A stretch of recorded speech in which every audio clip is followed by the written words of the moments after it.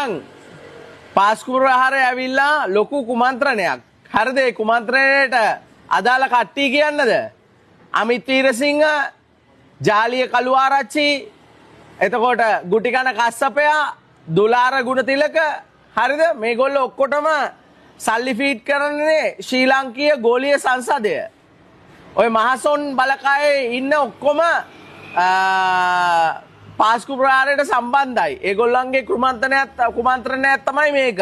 අනිත් එක ඒකට ඉන්නවා මේ සියම් මහනිකායේ ඥානසාර, වඳකොත්තු, වඳ බ්‍රෙෂියර්, වඳ පැන්ටි, ඕවා තමයි ආවේ. ඕවා ඇදී ආවේ අර මේ රටේ මොකද්ද ජාති ભેදය ඇති කරන්න තමයි, මුස්ලිම් සිංහල අතර ප්‍රශ්නයක් ඇති කරන්න තමයි ඌ ඇදගෙන ආවේ. හරිද?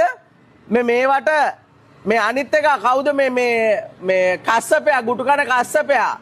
මේ ගුටිකන කස්සප කියන නමින් 2021 කොවිඩ් වලින් මැරිච්ච එක්කෙනෙක්ගේ නමක් තමයි මේ ගුටිකන කස්සපයා දාගෙන ඉන්නේ දැන්. හරිද? ඉතින් කස්සපලා දෙන්නෙක් ආයි ඉපදිලා. ඒකත් පොඩ්ඩක් හොයලා බලලා මේ මුන් ටික අනිවාර්යෙන් ගන්න.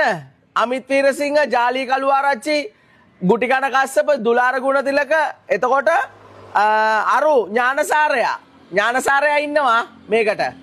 අනිවාර්යෙන් මුන්ගේ අරගෙන ඇට ටික දාන්න ලාච්චුවට. ගාන්ට කියයි. දාන්න බැයි නම් කියන්න, අපි දාලා දෙන්නම් ඇට ටික ලාච්චුවට. ඔය පකේන්ගේ මිනිස්සු 300ක් මරන්න මුන් තමයි මේකට හවුල් වෙලා ඉන්නේ.